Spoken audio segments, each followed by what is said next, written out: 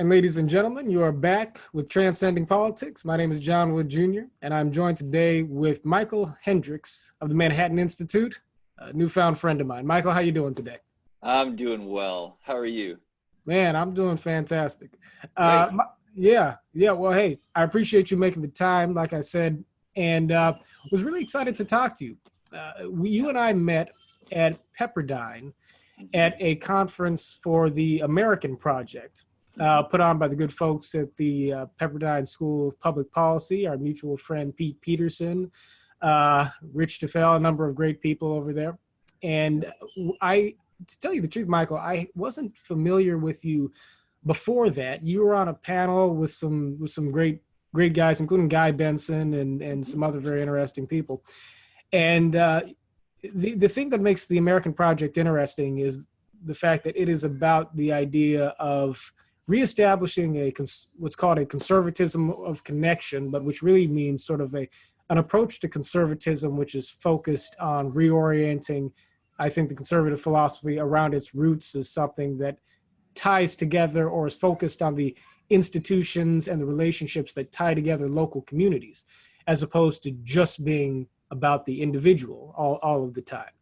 And so you spoke on some of those themes in a way that I thought was really eloquent and thoughtful, and kind of was refreshing to me as a person who thinks of himself as generally more conservative, but who's sort of put off by a lot of the animus that you hear coming out of the right and the left for sure, but definitely including the right.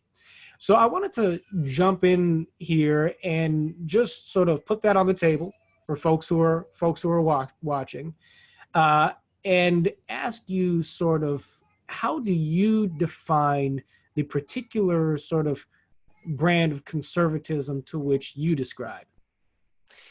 Well, I just want to start by saying that what I found so compelling talking with you in California was that you had a different vision than what we hear so much in politics today, a politics that feels more like it's been shaped and catechized by cable news more than any sense of personal connection or a sense of friendship and community or a sense of even what it means to be an American today.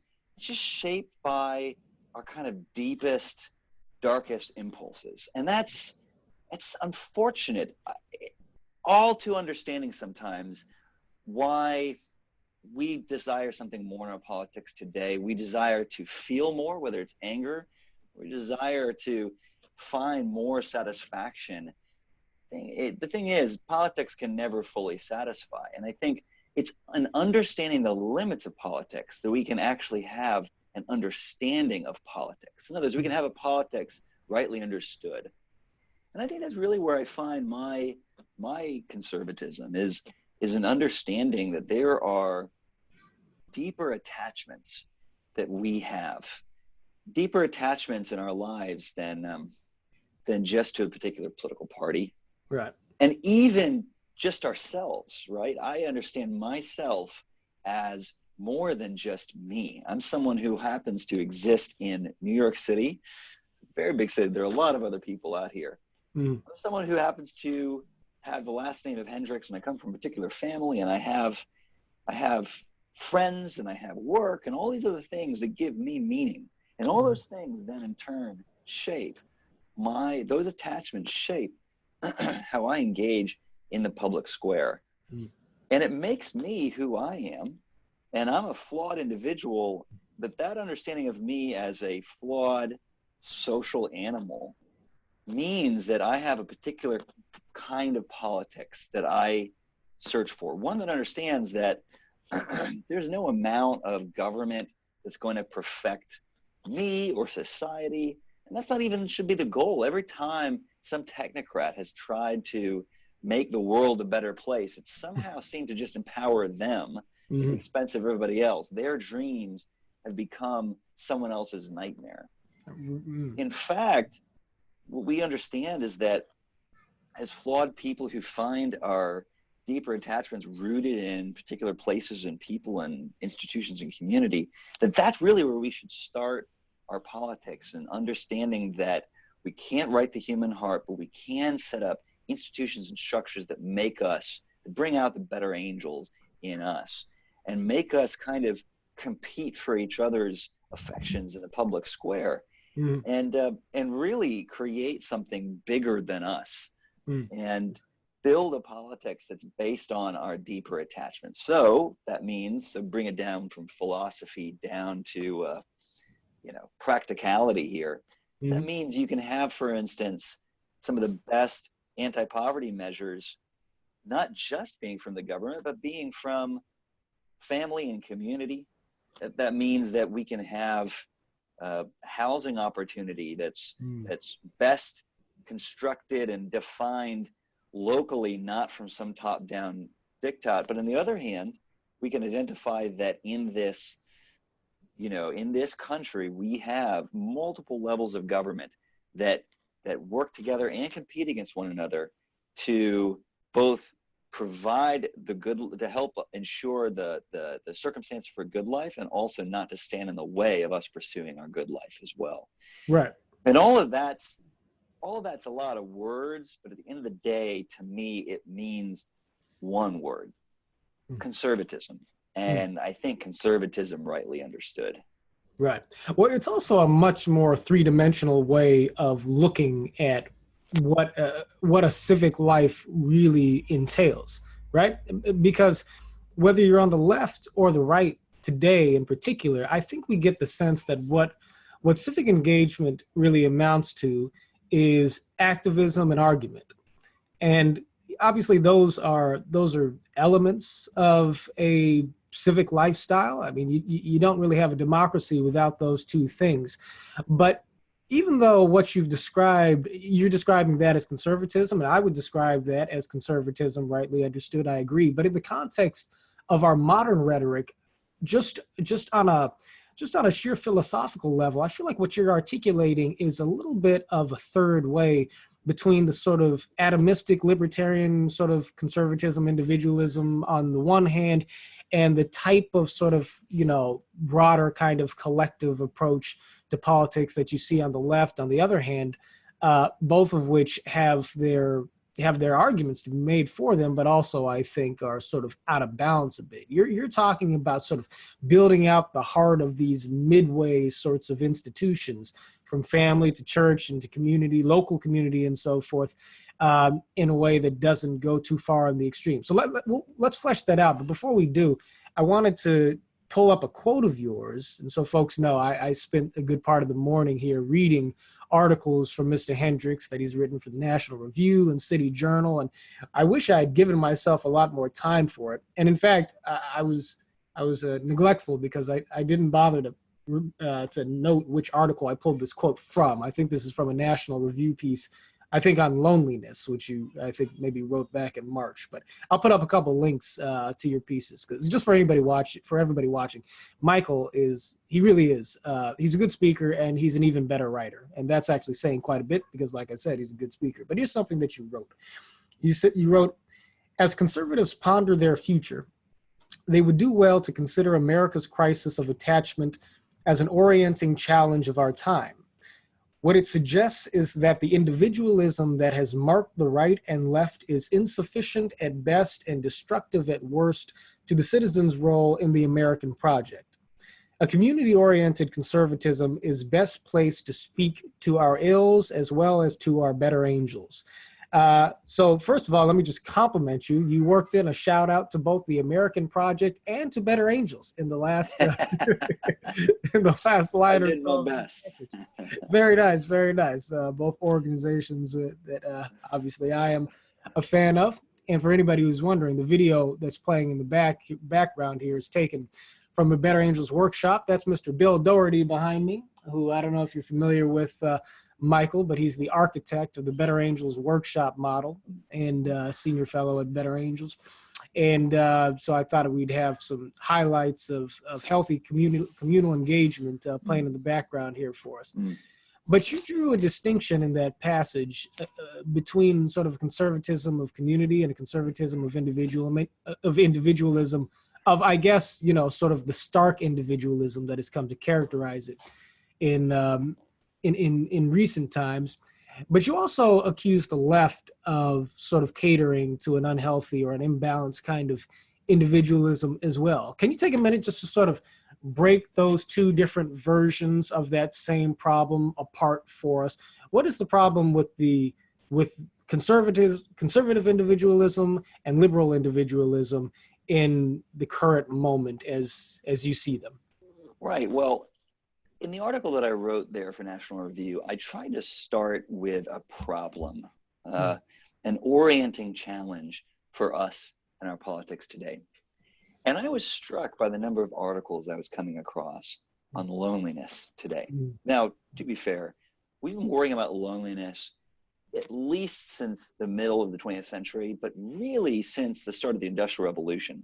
Right. If you look at the number of references to loneliness in books over time, they basically were flatlining until the beginning of the Industrial Revolution, and then accounts of loneliness just shot straight up.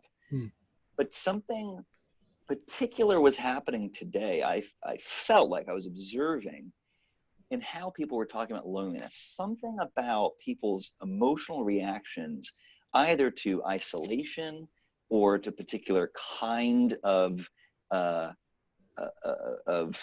community that they felt was deficient in some way, and they were having an emotional reaction too, and somehow was intersecting with this particular modern moment, in some ways marked by new forms of technology, whether it be smartphones or social networks, some particularly acute reaction to that technological moment, and changes in our community structures or institutions. Not to take you off of your course, Michael, but just to let you know, I don't know if you've ever seen a bumper sticker that reads "Drum machines have no soul," but if you have, or if people watching have, that's my dad came up with that bumper. No way. Well, yeah, and it was featured in you can see it in one of the American Pie movies. He sold 100,000+ of them across the country, but all hand to hand and just picking up the phone and calling stores. My dad is very much a rebel against the techno state, Yeah.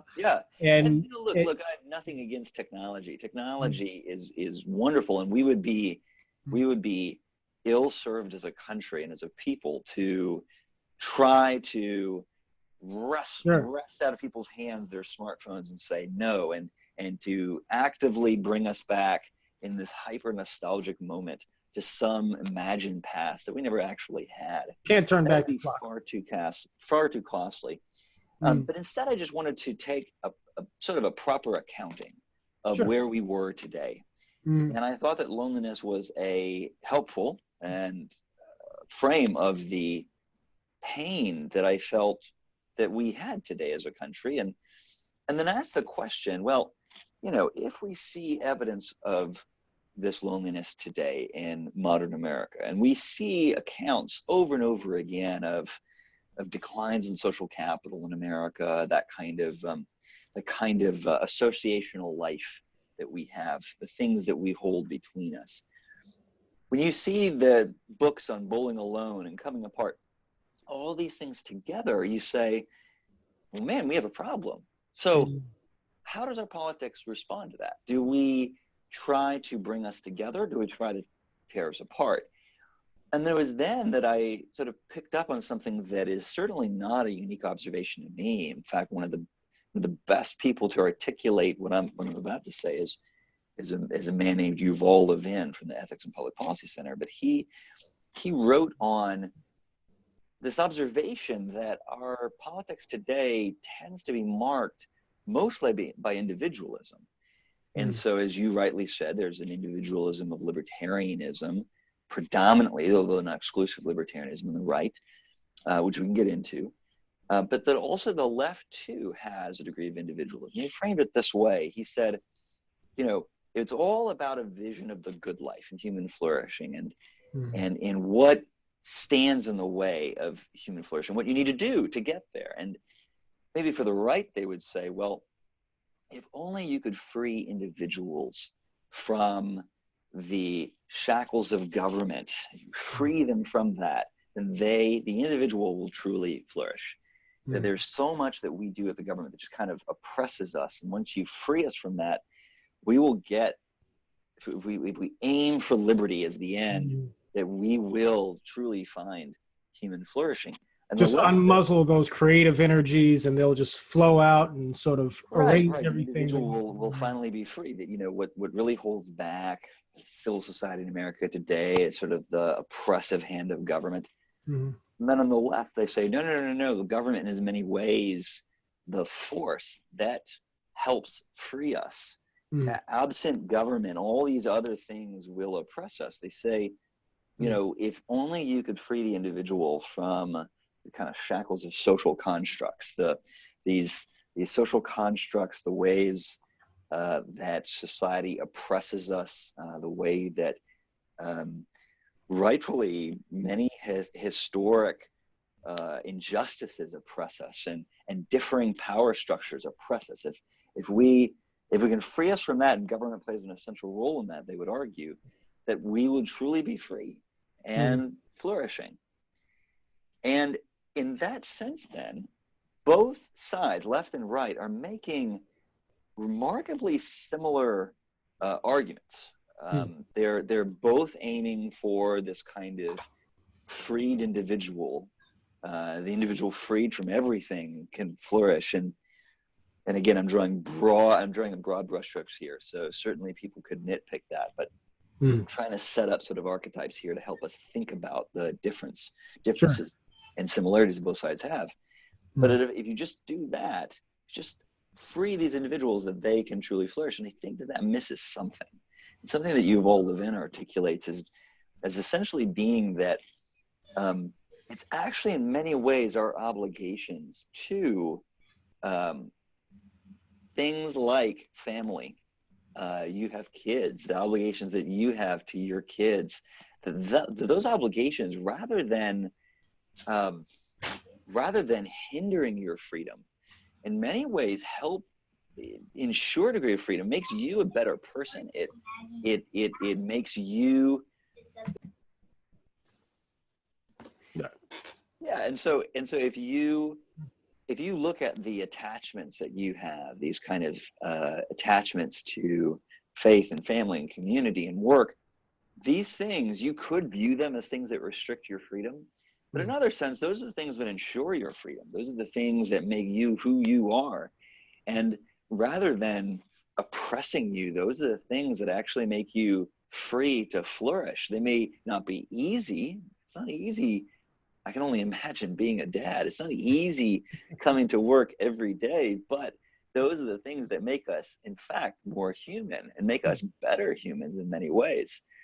Now, if you see that as being true, which I think the traditional, what's been called the traditional conservatives do, if you see that as being true, then that actually begins to articulate a different form of politics, one that in many ways does not seek just full liberty as the end, but liberty as the means to human flourishing, and in many ways seeks to weave us deeper into those attachments. Now, of course, to be fair, in this tribalistic moment that we have today as a country, it seems odd in a way to argue for these deeper attachments, right? We've come from this past of the Enlightenment.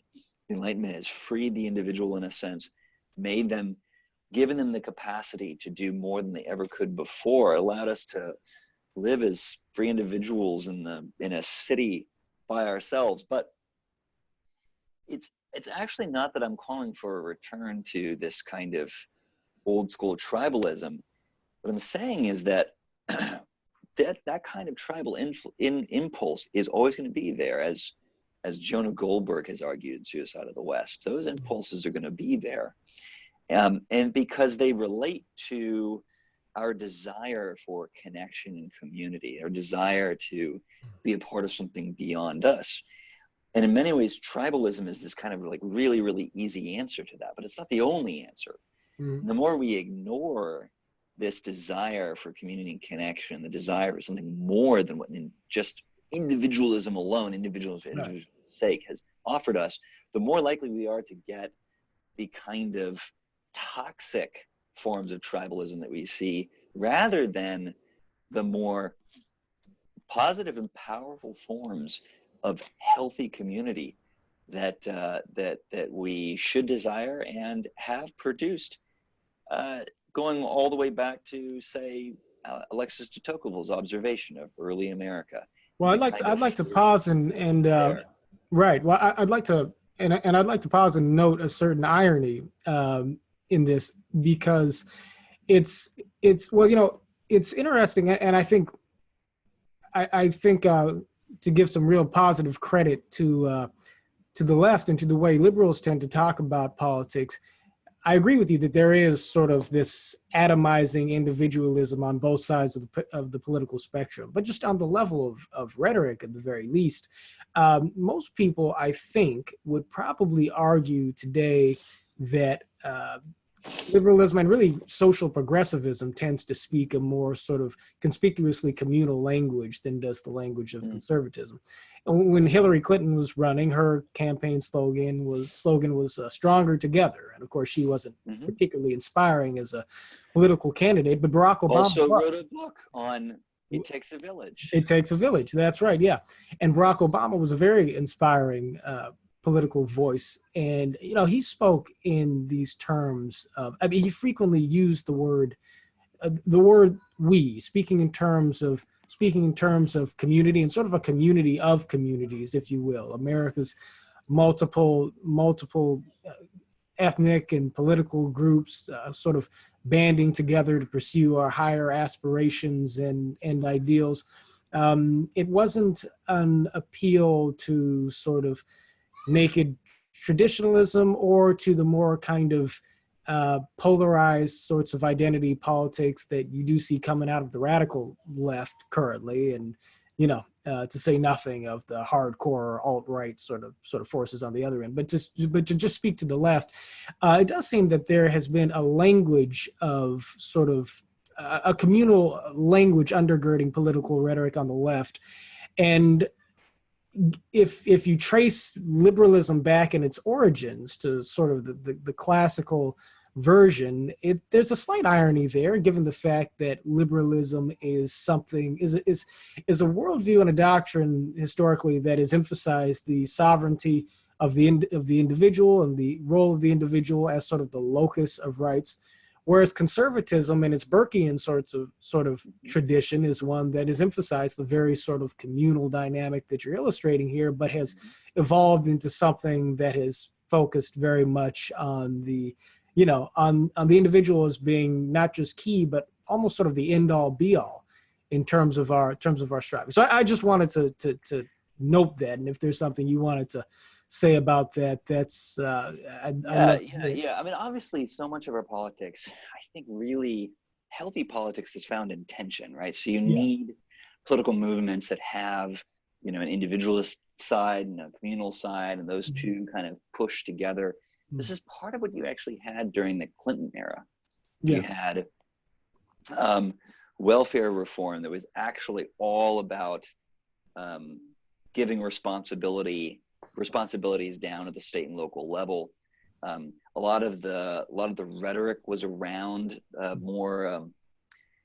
It was almost Tocquevillian in some sense, and that was in many ways a product of a certain strain of thinking that was coming up, bubbling up at the time, in the kind of centrist cohort that Bill Clinton was coming out of, or at least was hiring a lot of people out of. Right. The kind of New Democrat centrist approach. And that in many ways was, I think, healthier for the left, that you had that kind of pushing back against maybe the more individualistic forms of progressivism, and that they could produce something that was, I think, relatively healthier as far as reforms went for the country. And the same side, I think the right needs both sides. You need people calling us back to the classical liberalism that has in many ways led to so much prosperity, particularly in the market context. Well, at the same time, you need other people saying, like, yes, but there's something else too. There's something else that just the classical liberal perspective alone seems to be missing. You need both of them together within a political movement, I think, to get healthy policy. And And that's Yeah. really what I want us to call us today. One other, by the way, one other comment to a great observation that you made about the kind of rhetoric that Hillary Clinton had, that Barack Obama had, that in many ways, yes, they talk about togetherness and they use the word we. But I think you'll often observe that it's a particular kind of togetherness that they envision. It's a kind of togetherness that really grew up in almost early 20th century progressivism, where they saw modernity here in this country as being tied to a national identity and a national togetherness that was going to be so different from the kind of broken, messy, scattered, state-centric kind of national identities and communities that in many ways contributed to so much brokenness in the Civil War and everything else, and trying to pull us beyond that. And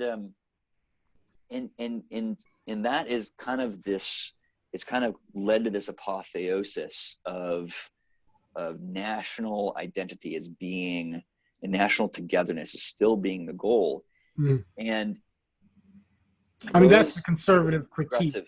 Really, well, and the progressive left look back now to mid-century America, similar to in the 50s and 60s, but mainly the 60s, as being a time that we should look back to as being kind of a time when America did a lot of great things together as a country. And so they want to go back to that. So they themselves are marked by nostalgia just as much as the right is. The thing is, though, I look at that and say, that will actually lead, I think, to more tension, not less. That will lead to more division, not less. The more we try to take our incredibly diverse and disparate country that has more consumeristic choices than ever before and more options and things to buy and all this other kind of stuff, the more we try to fit us into this national box, the more people are going to rebel against that. And so I would love to see, that's why I'm so interested in the role of localism, and the role of states. Now, obviously, this is selfish. It's director of state and local policy, but I would love to see the more as we search for this kind of cultural identities in a very diverse, complex America, the more we search for togetherness, the more we do all that, to find that less in abstract principles of togetherness or in a really, really big country or in really big national projects. If only we have really great infrastructure and let's go to Mars again, and that will unite us.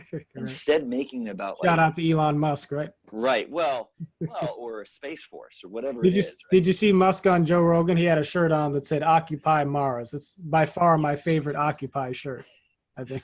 Look, I am not opposed to what Elon Musk is doing. I'm not opposed to Space Force. I'm not opposed to any of this. I'm just I hear what you're saying. Against placing so much identity in that and seeing that as a solution, rather than saying, I really see myself as an American in the context of, being from Texas and living in New York City, and a lot of what. Well, let's get into the details of let's get into the details of that really quick. I would note just very quickly before we do that it is, and you're just I resonate very much with your analysis here, and it seems interesting to me that for all of the communal undertones in more liberal-leaning rhetoric, it does carry with it this sort of presupposition that the goal in creating a communally oriented politics for America is to sort of suck everybody up into a type of multicultural idealism, which may be great and admirable in a million different ways, but isn't necessarily accessible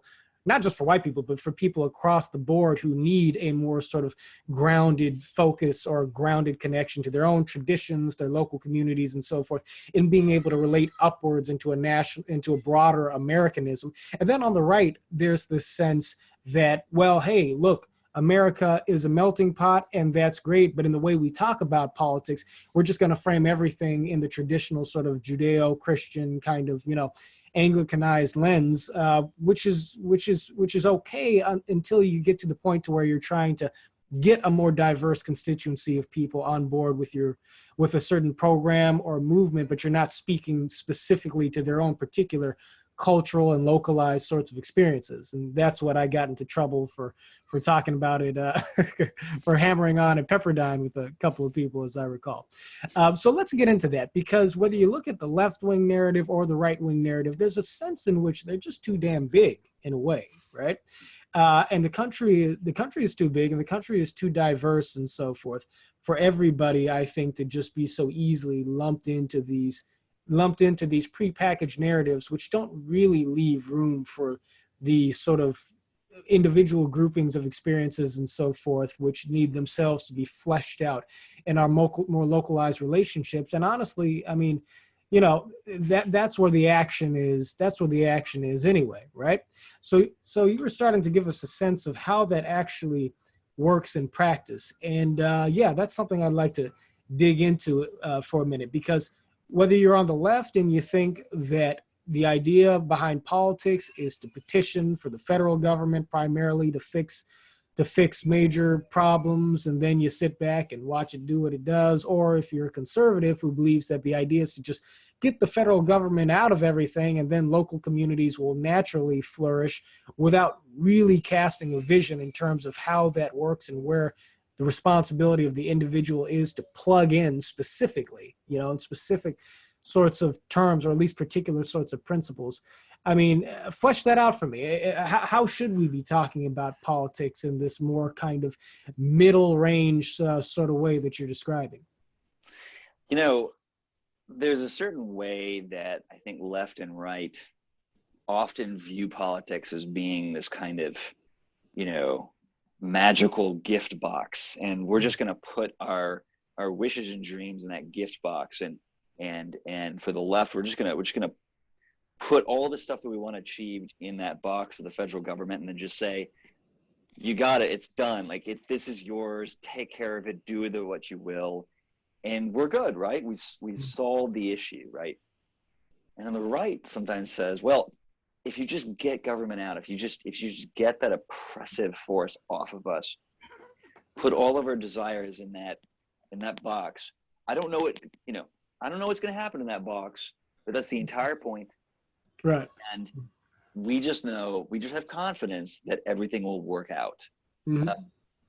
I think all else being equal, the right's perspective of letting 1,000 flowers bloom and understanding that individual human ingenuity, trying to solve things that, maybe some bureaucrats have been struggling to fix, like, I don't know, poverty since the 60s, may actually yield better results. But nevertheless, like, there's still a lot that is not explained about how you're exactly supposed to get from point A to point B. Yeah, that's my problem. Actually put that objective into the box, and then what actually happens when you open that box back up again. Right, precisely. Right. And so I don't think that necessarily a think tank is necessarily going to be better at figuring out actually how to grow every single economy across the country, or to magically fix our politics. But I think it can help inform the vision that individual political leaders have for their local communities, for their states, for the country, and say, well, we see that there's a lot of evidence behind creating multiple pathways into a gainful career, right? We see that there's just one pathway right now, college, that we're trying to cram everybody into, and that's not working for everybody because we're all very different people. And right now, the least well-off college graduates are doing much, much worse than the most well-off high school graduates out there. The high school graduates who are doing well are doing really, really well. I was talking with someone earlier today up in Michigan who's high school graduates who went through a career and technical education program, had an apprenticeship program. They're making, 80, 90 straight out of the gate at 18 and 19 years old. And this is powerful stuff. Now, I would probably not have been a terribly good millwright or plumber. I can't fix those things to save my life. I can. My wife was a soldier and a mechanic. She fixes everything in our house. There you go. So, exactly. And so I chose the college pathway, and that's great. But for others, that may not be right. We can say that's actually an idea that we have some evidence behind, having multiple pathways, and it's being experiments done in places with some really good effect in Delaware, in Tennessee, in places across the country, and we're seeing evidence that it works, and then we're building on our failures and fixing those too. Think tanks can point to that and say, you know what, we should do more of that. We should experiment with that. And the whole idea being, we may actually get the traditional conservatism that I can talk and wax philosophically about. We can actually get it the more we identify ideas like that and help spread them. That's just one example, but there's a lot of them out there. It's really incredible. The more time you spend outside of Washington, D.C., the more time you spend, heck, even outside of New York City, and you talk with what's actually going with practitioners in education and housing developers, you talk with people who are, community organizers, you talk with people, actually, by the way, across all political spectrums, and you see there's a lot of great work being done at the state and local level. Problem is, it's neither both an automatic fix to just say it should be done at the state and local level, and it's not necessarily, we're not actually as terribly free to do that work at the state and local level as we would desire. And we still, and I think this is an important part that we underappreciate, we still don't have enough people truly recognizing the validity of being committed and dedicated at the state and local level to doing good work. Doesn't mean, of course, it doesn't mean showing up at zoning meetings per se. That actually means showing up at the soccer field for your kids. And that means, being part of things outside of yourself. Well, the thing is that our intellectual and emotional energy is so invested in the broader national sort of conversation that it doesn't even leave us a great deal of space to apply it to our own neighborhoods and states and communities. I mean, obviously, we're dealing with the broader sort of apathy with respect to civic engagement, just generally, right? I mean, not enough people come out to vote for president, but far more people come out to vote for president than for anything else. So it's an issue, right?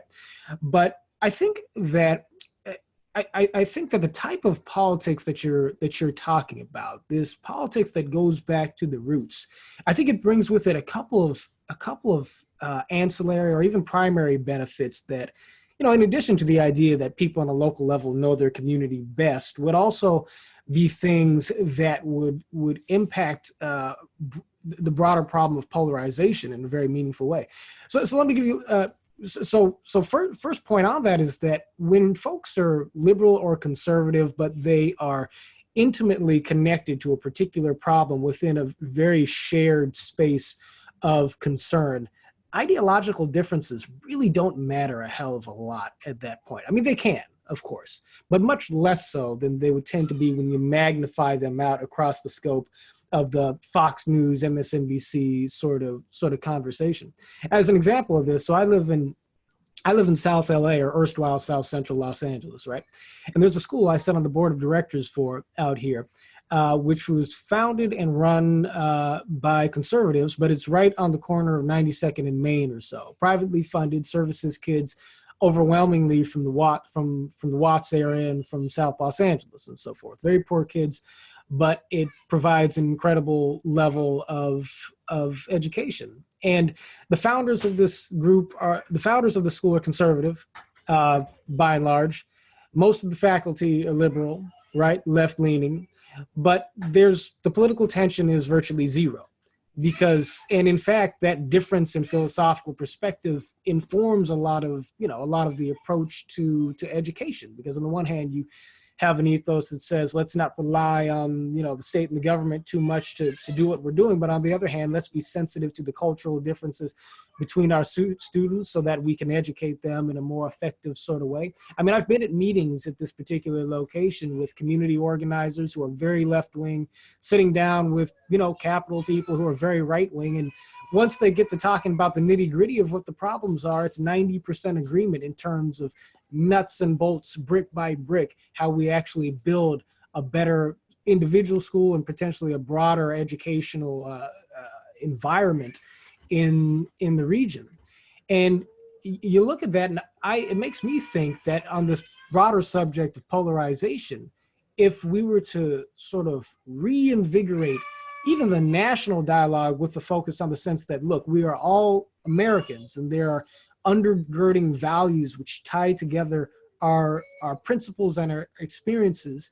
But within that, of course, we not only come from different racial and religious groups and so forth, but some of us are urban, some of us are rural.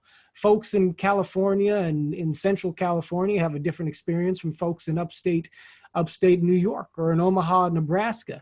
And within this, we have to see ourselves as members of states, members of local communities, members of our own particular families and congregations and so forth.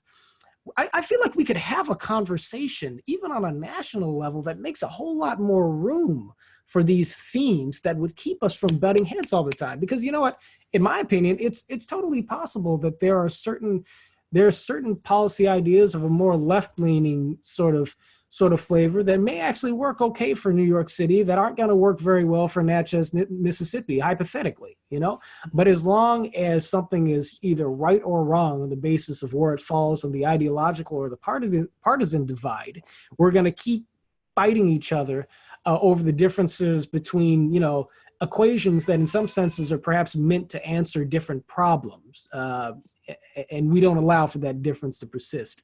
So, I mean, yeah, do you get the sense that this could be a way of talking about politics that could answer this question of ugly political polarization on some level as well? I generally find that the more I get away from cable news, the better I feel about the state of politics in America today. The more I actually talk with human beings, especially human beings who are friends of mine, people that I know, people that I maybe grew up with, and people that I just met recently, the more I talk with them face to face, the less likely I am to despair for our country. Thing is, though, when we don't see face to face, it's harder to see eye to eye on issues. Yeah. And with that as being the fundamental reality, we have to ask, well, what should that mean for our politics? And to me, the result has to be a call to return to a politics of the neighborhood, a politics of the street corner, the politics of places and people where we live, work together for the sake of our communities. Now, of course, that's idealistic. I know the reality. Even today that you can go on, there's this website, Nextdoor, and it's a social platform where people talk about the local communities. And you go and you spend any time on Nextdoor, and you're going to see some crazy stuff on there. You're going to see, a lot of people saying things that probably they regret. But at the end of the day, I would much rather have that.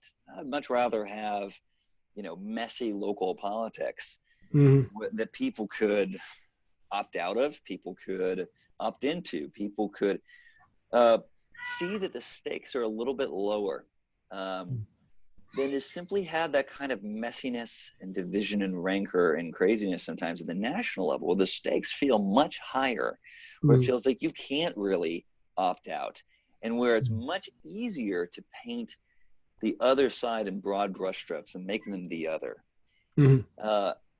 I feel like we can still make a difference in fighting for more more power at the state and local level, more decision-making authority there. Mm-hmm. And I think each of us individually have a responsibility to make a difference locally and to do what we can to be part in investing in the commitments that really matter, that make life meaningful. Mm-hmm. Those commitments of where we worship, the kids that we have, our parents, work that we engage in, and the place that we call home. Right. Well, that's beautifully said.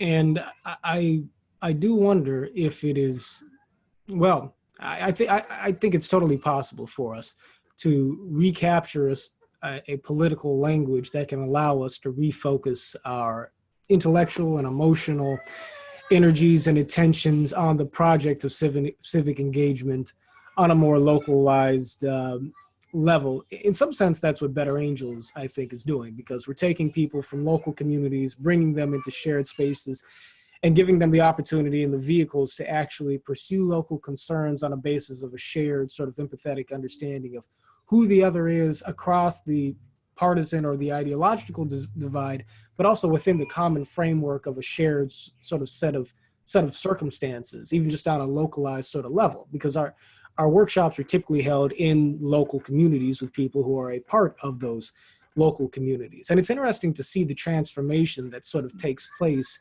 when people go from a default observation of folks on the other side as being reflective of the, as participating in the national stigma of the national, well, you know, as being reflections of the national stereotype, right? The stereotypes that come through the national conversation, and to watch that be sort of adjusted to a lens of saying, oh, okay, this person is a progressive or a conservative, but he's also, this is also a guy or gal from down the street whose kids go to my kids' middle school, and we have, we go to churches that are around the block from each other. We work in a similar industry, and okay, we've got different philosophical framings, but our concerns touch in a million different ways. When that sort of understanding sort of begins to congeal in a person's thinking, you see the power of the negative partisan labels begin to slip away a bit. And I, for one, think that they really need to slip away in order to make room for this healthier sort of engagement that you're describing. And I don't think, although I do agree with you that this should be sort of the kind of spirit that comes to animate the conservative movement more and more, but it's definitely something that I think is powerful because it makes way for the progressive aspiration to enrich communities as well. There is such an aspiration on the left, and I think you and I would agree, just along the lines that we were talking about earlier, that it tends to get sucked up into a national vision that doesn't emphasize enough perhaps individual agency and overemphasizes one-size-fits-all solutions coming from Washington and so forth. But nevertheless, that basic instinct that says that, we need to revitalize our communities and that different communities are distinct is one that I very much, wish to preserve on the left and to wed it to this sort of roots up conservatism that you illustrate so beautifully, I'll give you an example here locally of a sort of communal dilemma that we're in inner city Los Angeles, right? So inner city LA is overwhelmingly minority area, South Central Los Angeles, Inglewood, Watts, Compton. And there's been a lot of money coming into these communities recently. The Rams have come back to Los Angeles, and Inglewood football's returned to the area. A lot of development coming with that. Big businesses are coming back. They wouldn't let Walmart come back a few years ago, but that could be back on the menu. And what's happening is I'm observing this local conversation over what's better for the community, and it seems to be breaking down in two ways. Because this is a very left-leaning, area, as you know. I'm a bit of an exception to the rule for that locally. But on the one hand, you have a group of people who say, no, what's best for the community locally is that we preserve our sort of cultural heritage and identity. and bringing in a whole lot of people from, from outside of that demographic heritage is part of the conflict, but also just the idea of bringing in these big corporations and these big financial entities to displace the local spirit. The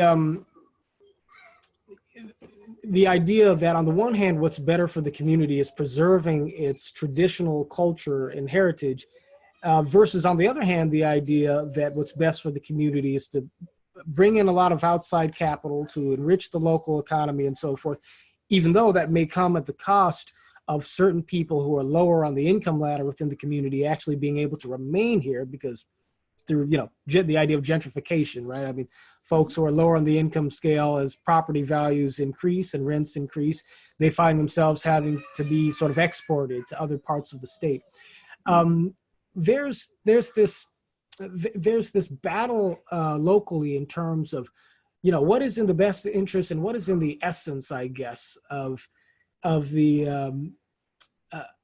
interests and the ambitions of the community here locally, that we need to subscribe to. Which of these visions is correct? And I feel that if there was a more developed conversation nationally over what it means to over what the ambitions of the community perhaps ought be locally, that we might be better practiced in terms of trying to think in terms of preserving or optimizing both of these two concerns. It shouldn't be impossible, I think, for a community to be able to maintain its distinct culture and for us to value the fact that distinct cultures in different communities are themselves assets to themselves and the broader sort of, state or country or what have you, while not sacrificing our capacity to enrich ourselves economically and to create mobility and opportunity.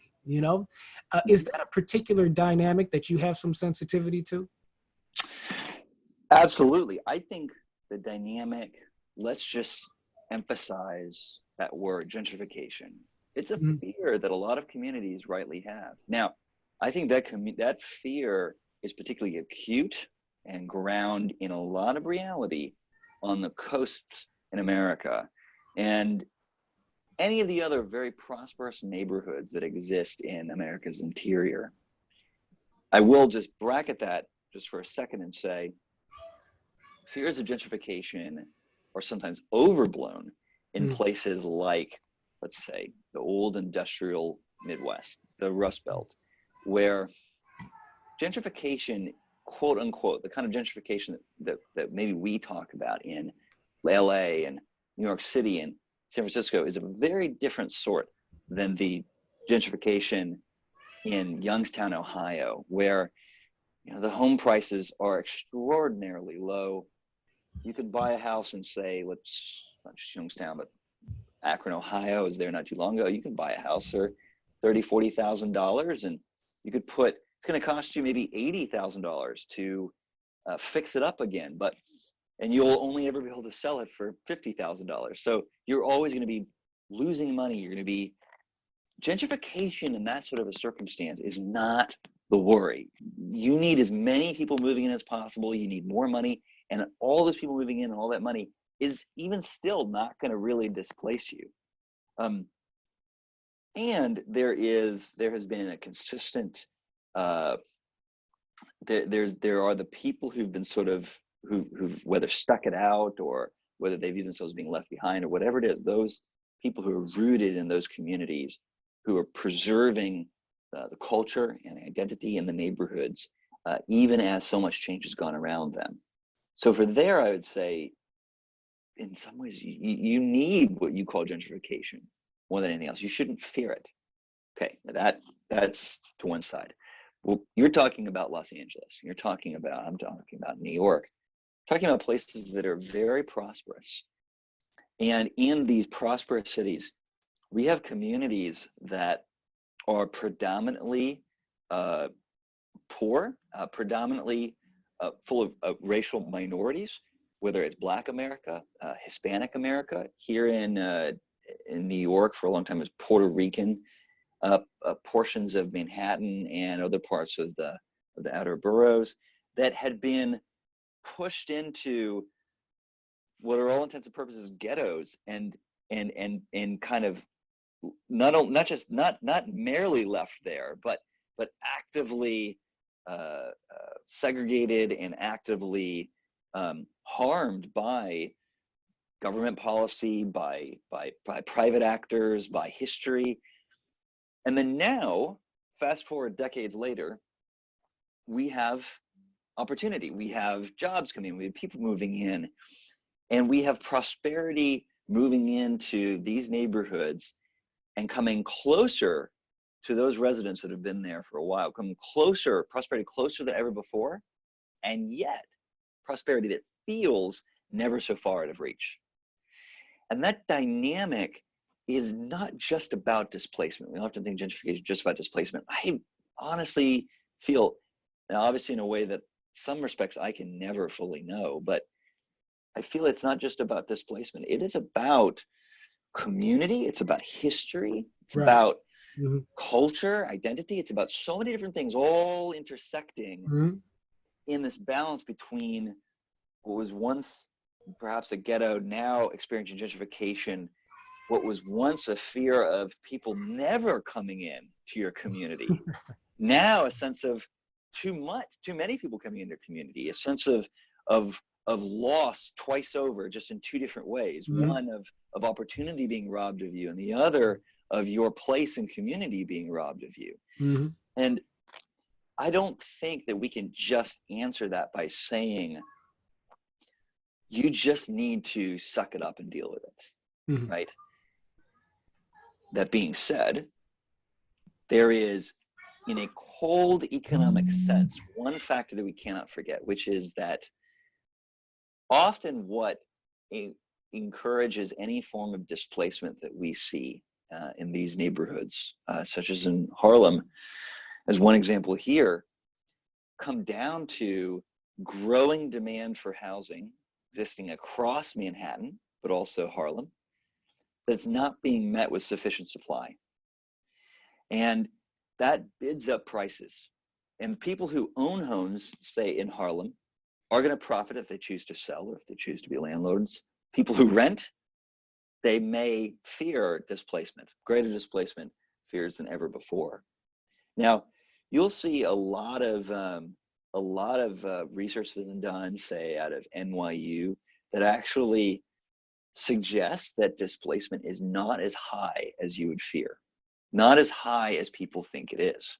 Nevertheless, both the fears are very real and some displacement does occur, and it varies dramatically from neighborhood to neighborhood. And in a cold economic sense, it has to do with a fundamentally flawed housing market that exists in our most prosperous places. And it is often the most the places where people most want to live, the most prosperous places, that throw up the walls and throw up the gate and close the door to the neighborhood and say, you can't be here, you can't build here, that then lead people to pack up and say, oh, well, great, I'll just move down the street to Harlem. There'll be opportunities there for me. And residents there who say, oh, wait a second, you didn't come here before, and now you want to be here, and now you want to push us out and bid up our rents.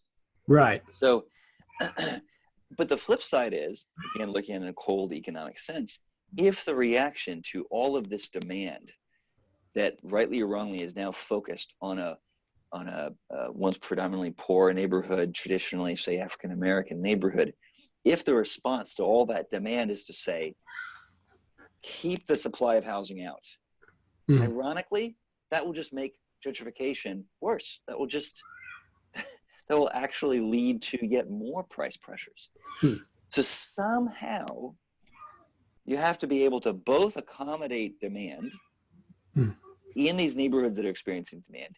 You also have to experience some rise in housing supply in the places that are traditionally closed off, like in Northwest Washington, D.C.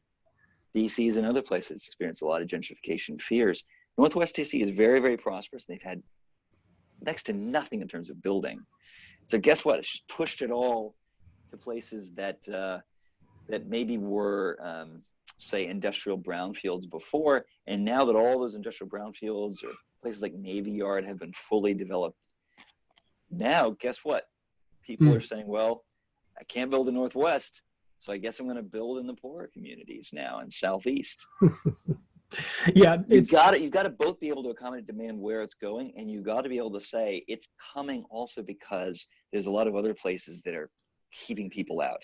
Yeah, you got to be able to accommodate that, and you have to recognize too that it's going to be a lot of work separate from a cold economic platform that addresses a lot of the rightful fears around racial injustices, around cultural change, around so many other things that are also part of the gentrification debate and conversation, if we really want to make progress today. Because really, truthfully, at the end of the day, I desire, I think we should all desire prosperity and access to opportunity, and different people from different backgrounds living together, experiencing all of what they have to learn from each other. We should be desiring that. And we should desire that not come at the expense of the communities that we hold dear. And somehow we've got to have a conversation that involves real solutions to real problems, and involves a healthy dialogue and conversation about what we truly feel and know to be at stake in local communities and what we desire for them together. Well, amen, brother. I wanted to get you. Yeah, it's interesting. The movement of these different forces are rich with social irony. When you look at the way that, populations shift on the basis of the desirability of moving into different areas in certain contexts, and the way that bats around back and forth. And I wanted to get you deep into your wheelhouse on that subject, so I could whet your appetite for coming back and continuing that conversation the next time, because there's a lot of places we can go with that. But yeah, man, I'm conscious of your time here. So just to wrap really quick, I wanted to thank you again for coming on with me, Michael, because you've got a perspective that I think you're not the only one who has it, but it's one that I think we would like to see rise up within the conservative movement and within American politics in general. Right. I don't want to be the only one that has that perspective. I'm with you, man. I'm not to be partisan, but I'm definitely on your team in that. And so, let's see if we can't get that moving forward a bit, because it helps us to talk around the traditional ideological and partisan fault lines in some respect.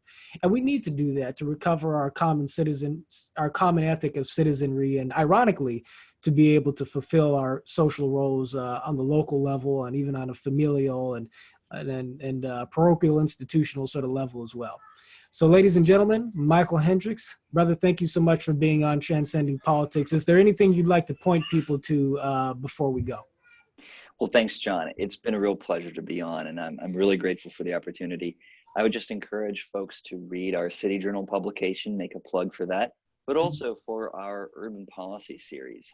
It's our compendium that we've had over the past couple of years of some of the best ideas that we have on state and local policy, particularly for our cities, the places that we call home, whether it's New York City or Akron, Ohio, or Los Angeles. We actually spent the past year traveling around the country, talking with local leaders, talking with people on the ground who aren't even in politics, and trying to figure out how can we do policing better? How can we have access to a greater variety of housing than ever before, so we can make housing more accessible to more people? How do we even brand our cities? What's their identity, and what does that mean for economic development? All these questions, well, I don't know if we have answers to them, but a lot of ideas. And I hope that they actually spark a lot more ideas and more conversations out there. So check out Citi Journal and check out our Urban Policy Series 2018. And we'll put up a link in the description below. Michael, thank you so much. Look forward to next time. Thanks, John. Me too. All right. Take care, brother.